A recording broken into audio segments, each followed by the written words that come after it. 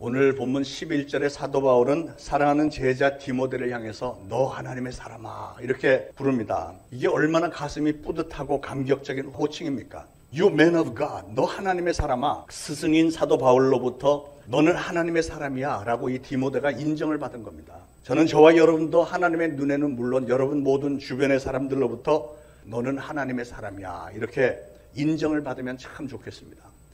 우리 옆에 분들 이렇게 악수하면서 당신은 하나님의 사람이십니다 이렇게 한번 인사를 하시죠. 당신은 하나님의 사람이십니다. 자, 디모데가 자기의 스승 사도 바울로부터 그렇게 인정을 받았다면 그 배경과 과정에는 분명히 그만한 이유가 있었을 것입니다. 그래서 저는 오늘 사도 바울이 디모데를 그렇게 부르면서 하나님의 사람이라면 마땅히 해야 할 중요한 신앙의 본분에 관해서 쭉 말씀을 나열을 했는데 오늘 그 본문을 통해서 너 하나님의 사람아 그렇게 불리울 수 있는 비결을 오늘 여러분들에게 좀 전달을 하려고 합니다. 자, 11절 다시 보겠습니다. 오직 너 하나님의 사람아 이것들을 피하고 의와 경건과 믿음과 사랑과 인내와 온유를 따르며 믿음의 선한 싸움을 싸우라. 영생을 취하라. 이를 위하여 네가 부르심을 받았고 많은 증인 앞에서 선한 증언을 하였도다. 여기서 특히 저의 눈을 사로잡는 부분은 4개의 명령어입니다. 명령어. 피하라, 따르라, 싸우라, 취하라. 이 명령어입니다. 하나님의 사람으로 부르심을 받을 만한 사람은 반드시 피해야 할 것이 있고 따라야 할 것, 싸워야 할 것, 취해야 할 것이 있다는 것이죠. 자, 그러면 하나씩 보겠습니다. 먼저 피하라 그랬는데 우리는 무엇을 피해야 할까요?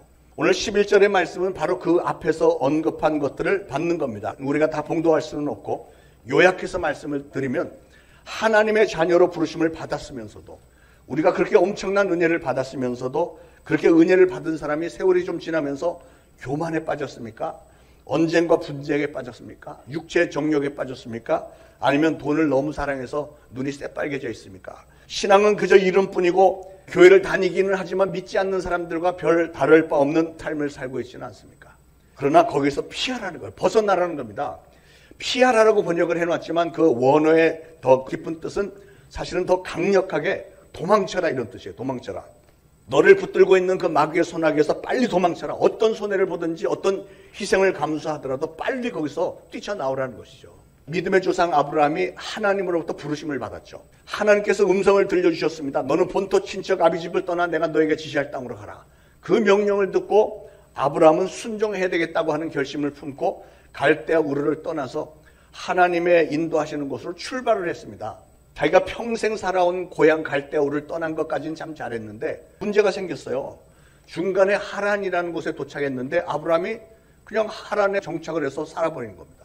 아니 하나님은 아브라함을 인도해서 가나안 땅으로 데려가려고 하는데 난데없이 하란에서 그냥 사는 거예요. 그러니까 죄악의 도성 갈대아 우르를 떠나기는 했지만 가나안에 도착은 하지 않은 겁니다. 이게 영적으로 오늘 우리의 모습, 여러분의 모습을 생각을 해보시길 바랍니다. 오늘 여러분 중에도 죄악의 도성 갈대아 우르를 떠나기는 했지만 아직도 세상에 한 다리를 걸고 하란이라고 하는 곳에 주춤하고 머물러 있는 분이 계시진 않습니까? 다시 말해서 하나님이 기대하시는 천국 백성 하나님의 자녀다운 삶이 아니라 중간에 아주 어정쩡하게 양다리 걸치고 세상에 하나 교회 안에 하나 이렇게 걸치고 어정쩡하게 그냥 버티고 있는 것은 아니죠.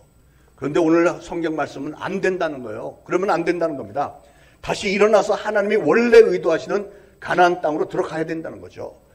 목적지 천국에 들어갈 수 있는 신앙의 수준까지 여러분이 올라가야 된다는 겁니다.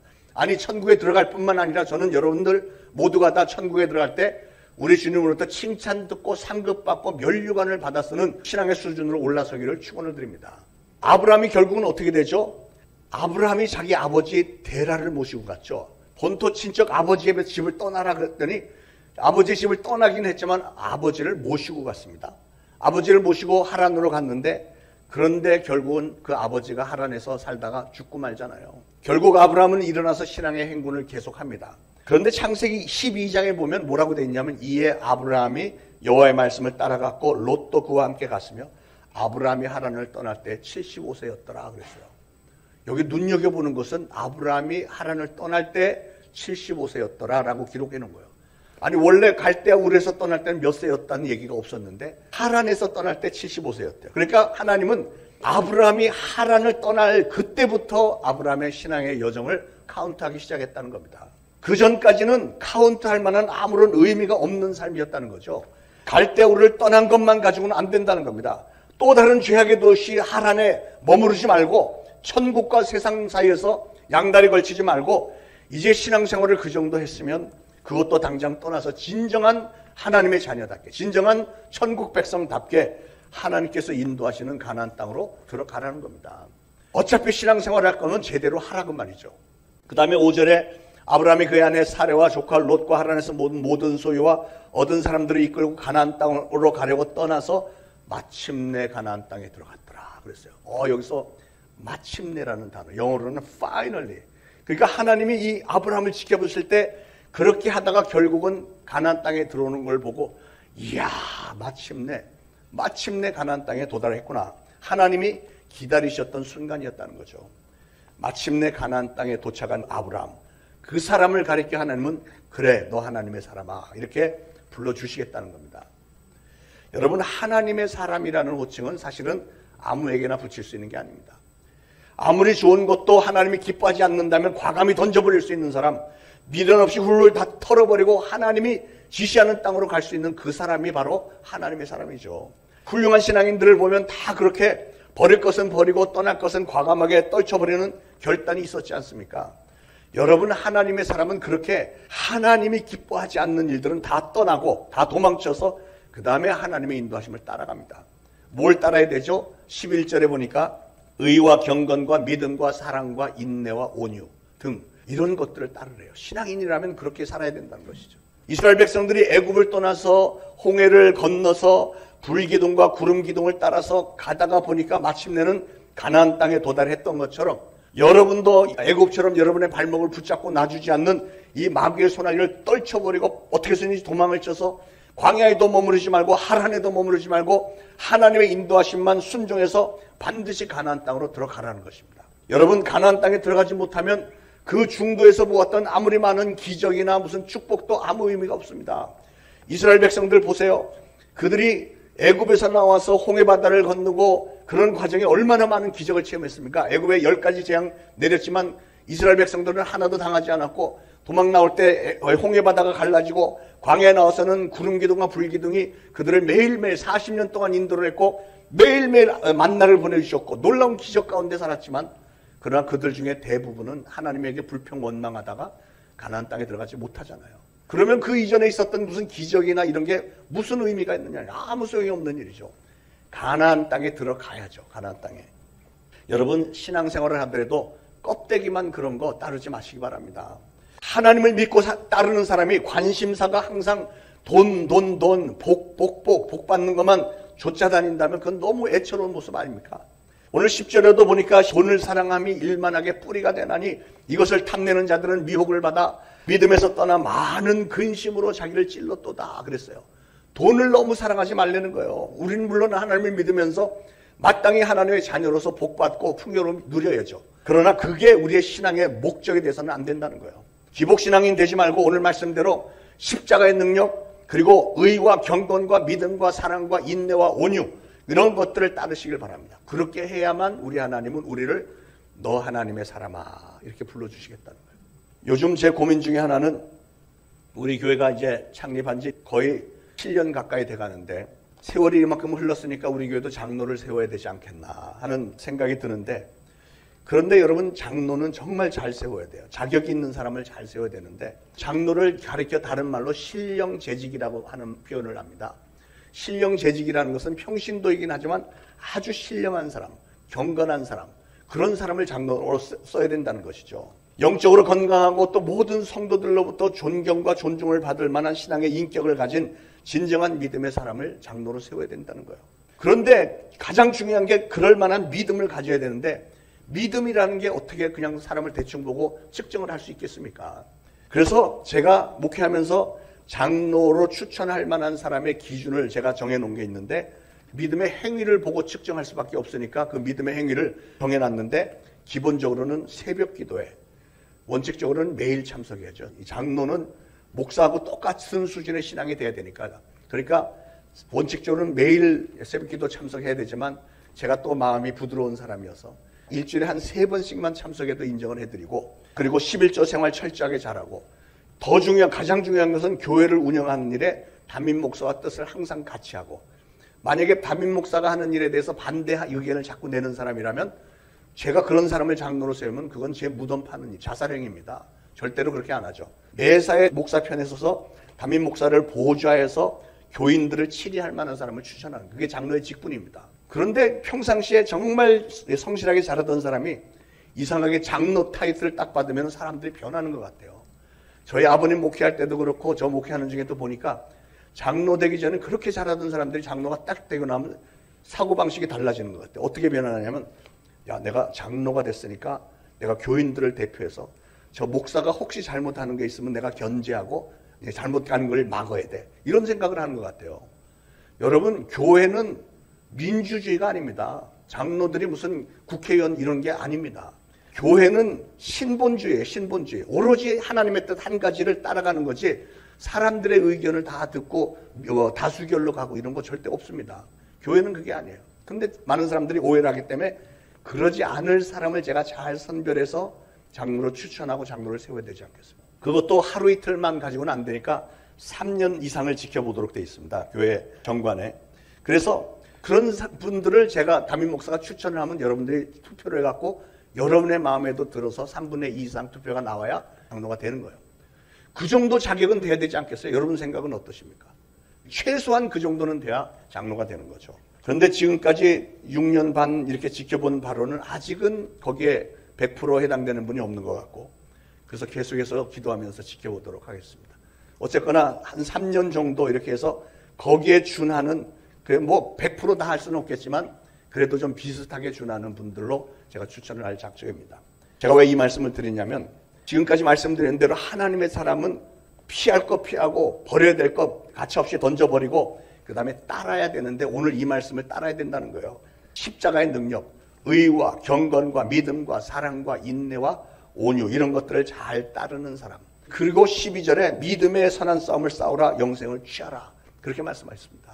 그런 사람들이 바로 하나님의 사람이라는 거예요. 여기 보니까 믿음의 선한 싸움을 싸우라 이렇게 돼 있잖아요. 아니, 전에는 싸우지 말고 모든 사람으로 더불어 화평하라 그러더니 왜 갑자기 또 싸우라 그러지? 뭐 이런 분들이 계실 텐데, 그거는 사람들과의 육신적인 악한 싸움을 싸우라는 게 아니고 마귀의 계계를 대적하는 믿음의 선한 싸움을 싸우라는 겁니다. 우리 신앙인들은 영적 전쟁을 매일매일 순간순간 치르고 있는 겁니다. 여러분, 마귀에 대한 영적인 전쟁은 전력 투구에서 반드시 이겨야 됩니다. 한 번이라도 지면 안 되는 거예요. 사도 바울은 에베소 6장에서 그리스도인의 전투에 대해 말씀했는데, 그리스도인의 싸움은 혈과 육의 싸움이 아니라 불의와 부정과 악령들의 싸움이라고 했습니다. 선한 싸움의 대상은 마귀이고, 선한 싸움의 목적은 사람들을 구원받지 못하도록 방해하는 마귀의 세력들을 무찔러서 더 많은 사람들이 구원을 받을 수 있도록 하는 것이, 그게 선한 싸움의 목적입니다. 자, 그러면 왜 우리는 싸워서 반드시 이겨야 될까요? 성경에 보니까 진자는 이긴 자의 종이라 그랬습니다.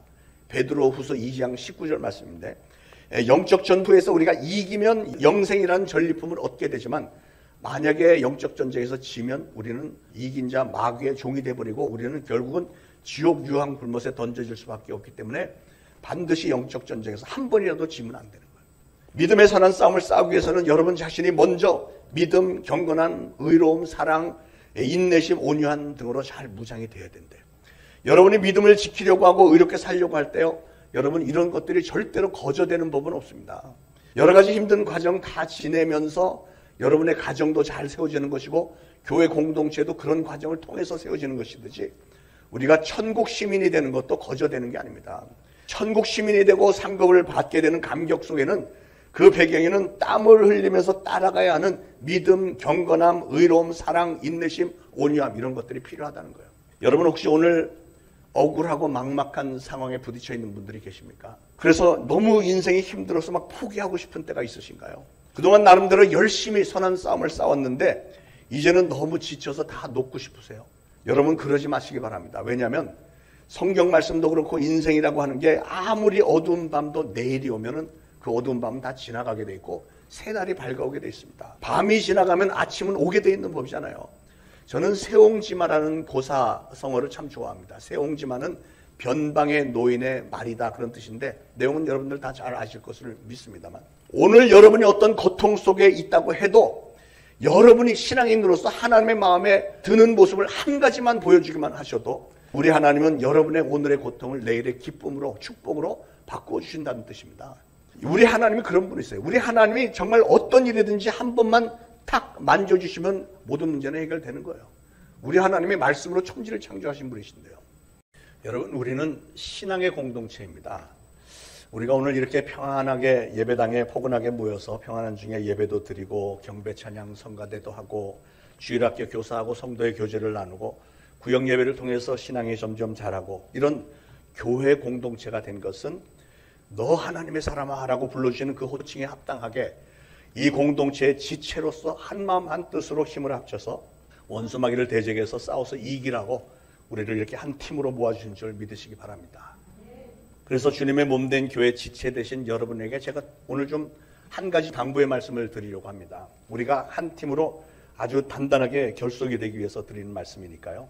여러분들이 교회에서 신앙생활을 하면서 이제 어떤 특정한 분들하고 친밀해지잖아요. 친밀해져서 언제부터인가 나이도 비슷하고 그래서 허물없이 말을 놓고 지내는 그런 분들 계시죠. 그 정도야 물론 너무 좋은 상황이긴 한데요.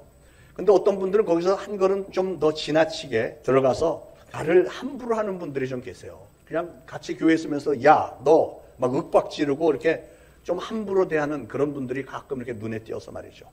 저는 그거 아주 위험한 일이라고 생각을 합니다. 그러지 않으시면 좋겠습니다. 여러분, 부부지간에도요. 아무리 부부지간에 가까워도 서로 존중은 해줘야 되는 거예요. 아무리 기분 나쁜 일이 있어도 부부지간에 야, 너 무슨 XX야 뭐 이렇게 막 욕하고 이런 부부들이 가끔 있는 것 같아요. 그런 말투는 가정생활을 파괴하는 자살행위입니다. 그건 신앙인들이 할 수 있는 말이 아니죠. 그런 용어는 아주 무식한 조폭들이나 쓰는 용어지 신앙인들의 용어는 될 수 없는 거예요. 그런 호칭을 듣는 사람의 그 마음을 한번 생각을 해봐야 돼요. 만약에 누군가가 나에게 그런 투로의 말을 한다면 속으로 그게 얼마나 큰 상처가 되고 얼마나 앙심을 품게 만들겠습니까? 우리는 마귀와 대적해서 싸우는 사람들이기 때문에 우리끼리는 완전히 사랑으로 하나가 되어지고 똘똘 뭉쳐야 됩니다. 그렇기 때문에 우리는 우리의 언어와 행동과 우리의 관계와 우리의 자세 속에서 조금이라도 빈틈이 보이면 마귀는 그 틈을 비집고 들어와서 우리를 이간질시키고 우리 공동체를 시기, 질투, 미움 등으로 오염을 시키려고 들 것입니다. 우리는 모두가 다 그리스도의 신부라고 그랬어요. 신부. 신부 그러면 하얀 웨딩 드레스를 입은 아주 순수하고 아주 존중을 받을 만한 그런 모습이잖아요. 우리 하나님이 그렇게 우리를 사랑하고 순수하게 존중을 하시는데 우리끼리도 똑같이 순수하게 존중을 해줘야 될 것 아니겠습니까? 그래서 저는 우리 성도님들 간에는 정말 친밀한 건 좋은데 거기서 너무 지나치게 함부로 막말을 해야 되고 이런 것은 우리 교회에서 절대로 없으면 좋겠어요. 서로 반말을 해야 되는 친한 사이가 되면 어떤 문제가 생기는지 아세요? 사람들이 친하게 이렇게 뭐 대화를 하다가 갑자기 야, 우리 오래간만에 옛날 생각하면서 우리 한잔 할까? 아니면 우리 오래간만에 고스톱 한번 할까? 이렇게 되는 거예요. 왜 그러냐면 그 앞에 야가 들어가서 그래요. 야. 야라는 분위기는 노름 아니면 술자석에서나 하는 말이니까 그러니까 그런 용어를 쓰면 안 된다고 말이에요.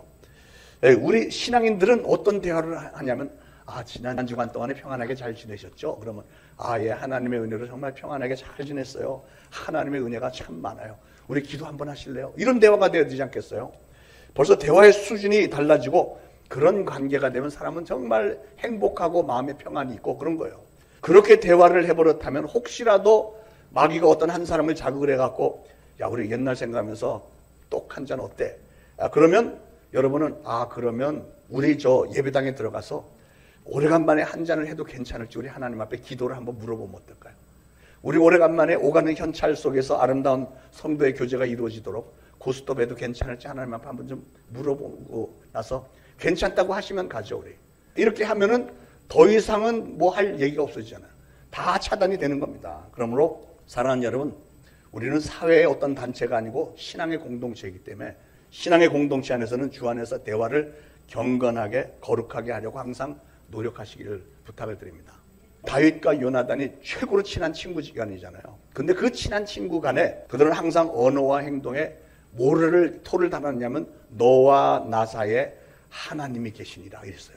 그러니까 하나님이 우리와 함께 계시기 때문에 그 앞에서 우리가 어떻게 함부로 막말을 하겠으며 그렇지. 그러니까 당연히 서로 인격을 존중하고 축복하는 대화만 했던 것을 보면서 맞다. 신앙인이라면 우리도 그렇게 대화해야지. 이런 감동을 받습니다. 이게 얼마나 아름다운 성도들의 모습입니까?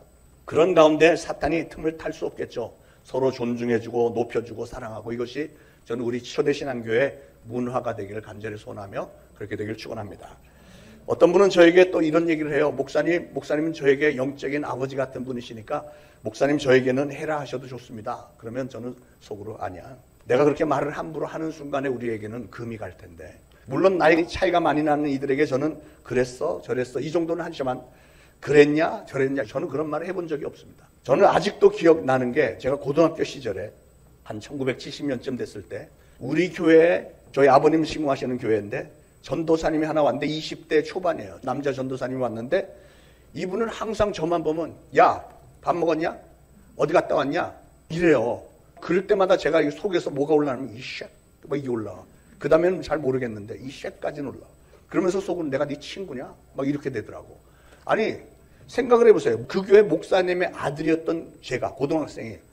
그래도 신학교 다니는 전도사님이 와서 이렇게 뭐라고 하대하는 그 호칭도 그게 너무 불쾌해갖고 이렇게 심기가 좋지 않았는데, 목사의 아들이 그랬다면 다른 분들은 당연히 그러지 않겠어요. 그러니까 베드로전서 4장 11절에도 이런 말씀이 있어요. 만일 누가 말하려면 하나님의 말씀을 하는 것 같이 하고, 누가 봉사하려면 하나님이 공급하시는 힘으로 하는 것 같이 하라 그랬습니다. 그러니까 함부로 말하고 함부로 행동하다가 보면 마귀가 틈타게 돼 있으니까 절대 그런 일이 일어나지 않도록 여러분 우리 성도들 교제 가운데 언어와 행동에 각별히 신경을 써주시기를 주님의 이름으로 부탁해요.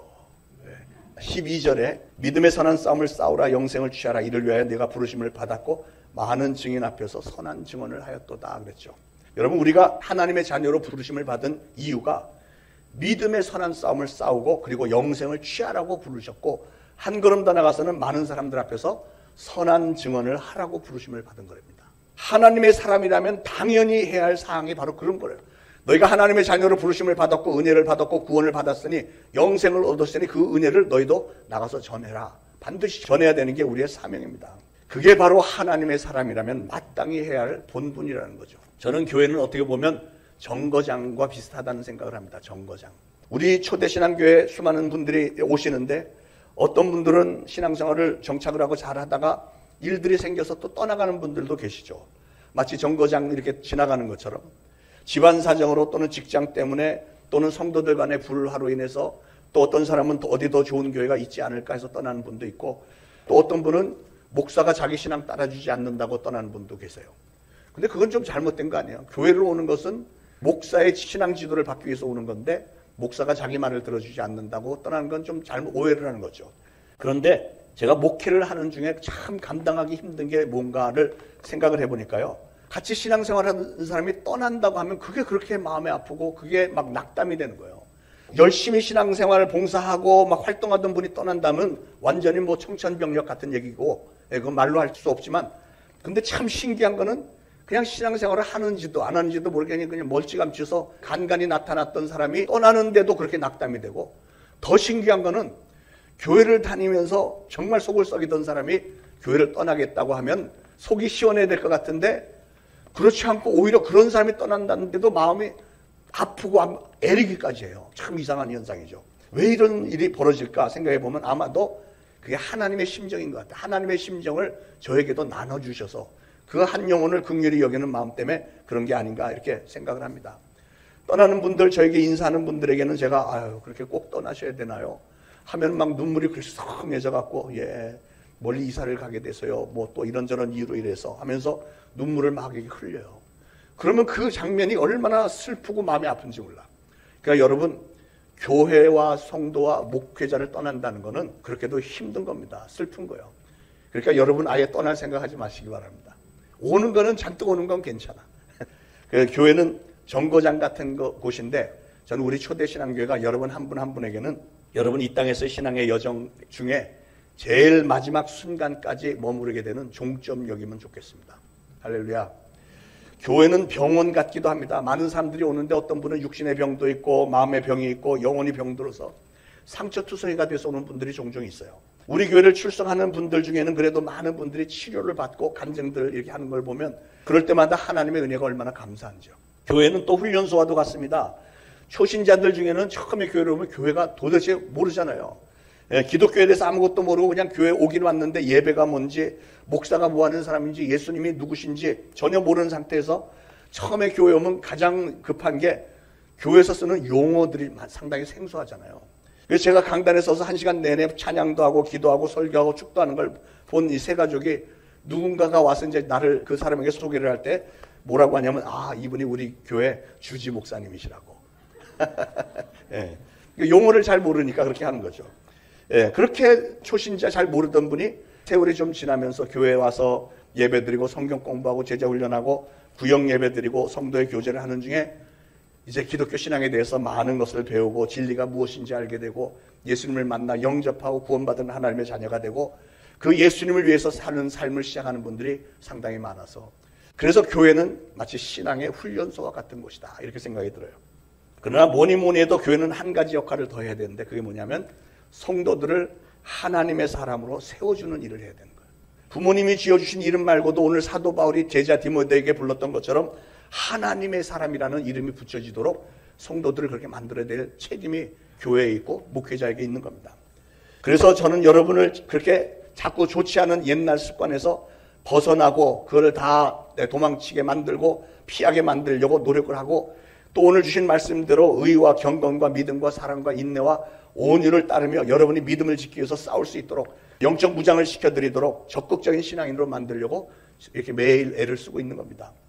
그리고 여러분 한 분 한 분이 천국에 들어가는 구원의 확신, 영생을 붙들고 여러분의 입은 복음을 증거하는 입술로 여러분이 부름을 받았다는 사실을 깨우쳐드리기 위해서 저 나름대로 그렇게 외치고 있습니다. 그렇게 여러분이 여러 면에서 무장이 되었을 때 드디어는 하나님도 그렇고 여러분의 주위의 사람들이 너 하나님의 사람아 이렇게 인정하게 될 줄로 믿습니다. 여러분, 성도의 삶은 안락과 평안함을 추구하는 삶이 아닙니다. 이 땅은 신앙의 적들, 마귀와 그 쫄개들이 도사리고 있는 적진이 바로 이 땅입니다. 성경은 이 땅을 이 세상을 가리켜 음부라고도 했고, 마귀를 가리켜 공중권세를 잡은 자라고 했고, 이 세상 임금이라고 했습니다. 그러니까 마귀가 세상을 장악하고 있다는 것은 하나님도 다 인정을 하신 거예요. 그런 마귀가 장악한 이 세상에서 우리가 승리하기 위해서는 영적으로 무장이 돼야 되잖아요. 이 영적인 전쟁의 과정을 잘 통과하기 위해서는 항상 경계태세를 취하고 마귀의 공격에 맞서서 분별력을 가지고 예수 그리스도 이름으로 무장을 하고 잘 싸워야 됩니다. 여러분, 신앙생활이라고 하는 것은 가만히 있어도 하나님이 알아서 해주지 않습니다. 안 된 얘기지만 여러분이 오해를 하고 계실까 봐, 신앙생활이 무슨 가만히 있어도 은혜가 저절로 임하고 여러분의 인생이 저절로 잘 나가게 될 것이라고 착각하지 마시기 바랍니다. 성경은요, 천국은 침노하는 자의 것이라고 그랬어요. 오늘 주신 말씀대로 영적 싸움을 반드시 싸워서 이길 수 있도록 스스로 무장을 해나가는 것이 이게 신앙입니다. 여러분 매일매일 영적으로 무장을 잘 가다듬고 전열을 다시 잘 가다듬고 새로운 각오로 여러분의 인생, 여러분의 영적 전쟁을 항상 승리로 이어나가시기를 예수 그리스도 이름으로 축원을 드립니다. 생명의